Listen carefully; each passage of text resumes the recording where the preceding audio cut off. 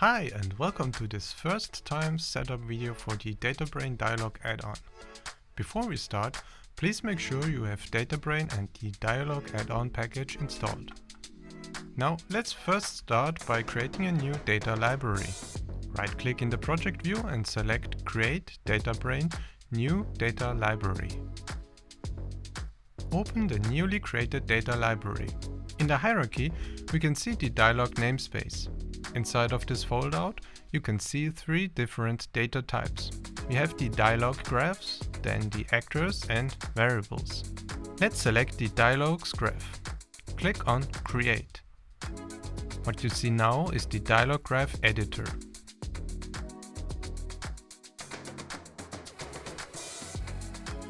Clicking on the dialog data tab brings you to the most important tab, which contains all dialog relevant data. First, we have the import settings. Here you can easily import Google Worksheets or a CSV file. Please check out the documentation for more information about importing data into your dialog graph. Next, we have the localization section. This is where you can define the default available languages. If you have the localization add-on installed, you'll see additional features like the Use Languages from Localization Manager option, which will simply take the defined languages from the localization add-on. You'll also have the Google Translate feature, which can translate all your dialog texts to defined languages. Next, we have our dialog sequences. The last section is the variables section. Let's create our very first dialog. Click on Add New Sequence. Open the foldout and name your new sequence My First Dialog. Click on the Add button, open the foldout. Now, as you can see, we have a bunch of settings we can define here. Let's just move forward and add a text. We will come back to the properties later.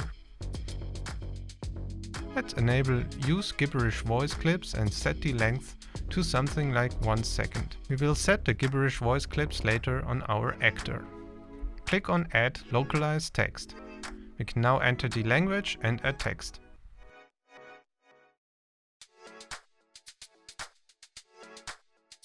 If you have the localization add-on installed, you'll be able to use Google Translation to translate the text automatically.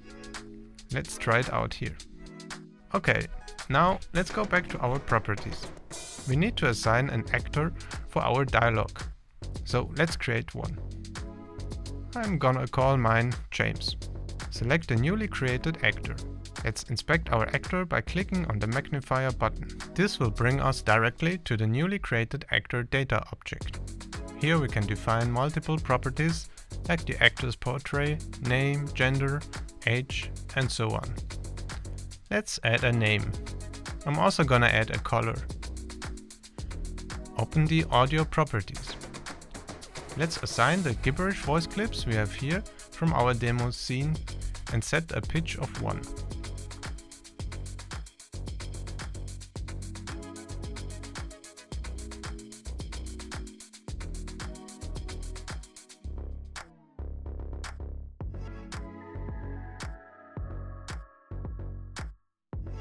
I'm also gonna set the name of the scene game object on which our audio source component is assigned to.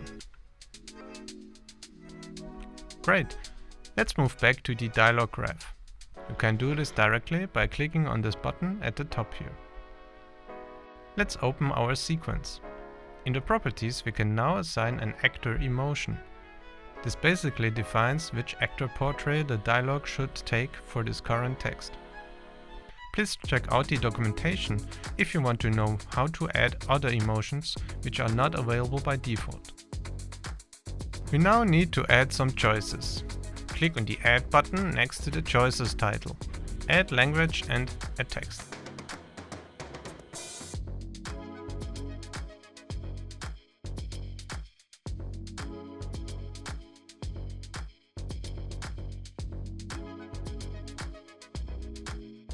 We're gonna add another choice here.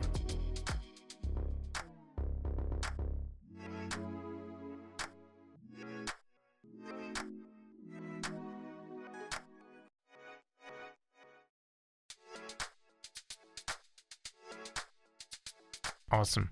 Our first dialog sequence is now done. Let's have a look at our graph now.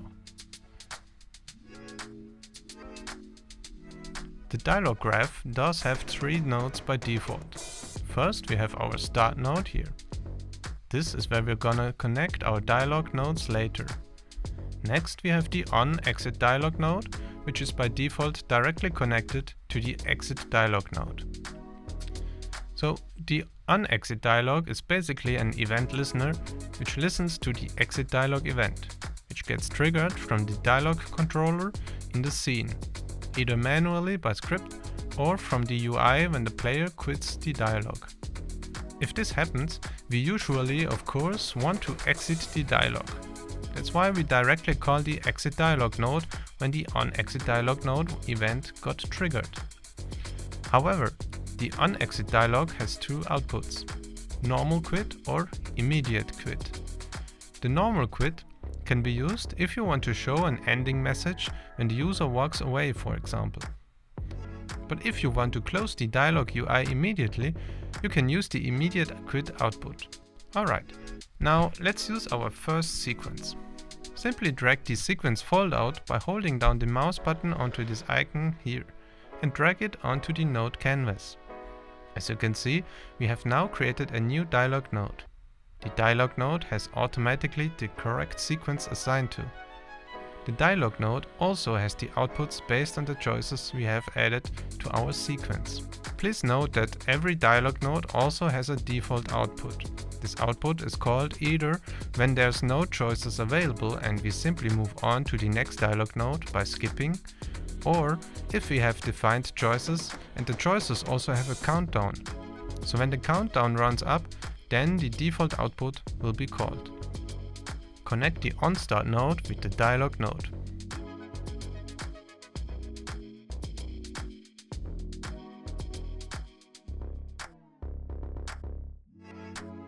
That's it. We're already done with our dialog graph setup. Let's move on to the runtime setup. Create a new scene. Inside of this scene, create a new game object and name it Dialog Controller. Add the Dialog Controller component to it. The Dialog Controller, as the name implies, is the main dialog control system. Use the component's public methods to control your dialog. Now let's also add an audio source component to this game object.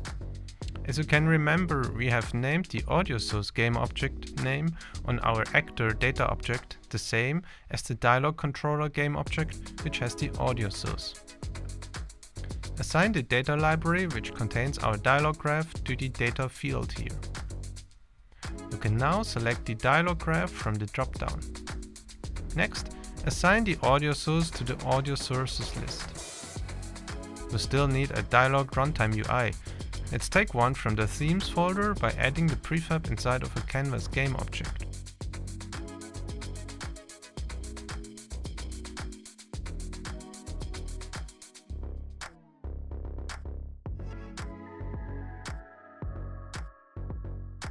Then, assign the theme prefab from the scene to the dialog theme field of the dialog controller. Perfect! Everything is now set up. We only need to start our dialog. Let's quickly create an empty script file and add following code to it. Inside of the script, we're using a reference to our dialog controller. Then, when clicking on a button, we'll use the start dialog method on the dialog controller. Assign the script to a game object in the scene and make sure to assign the dialog controller.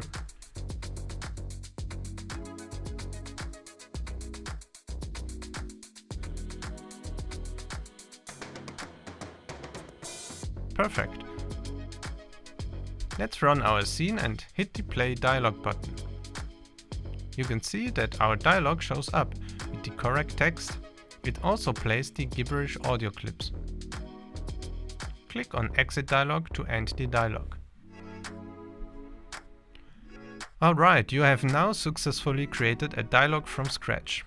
If you want to know more about the dialog add-on or Databrain in general, please make sure to check out the official documentation or join our Discord server. Bye!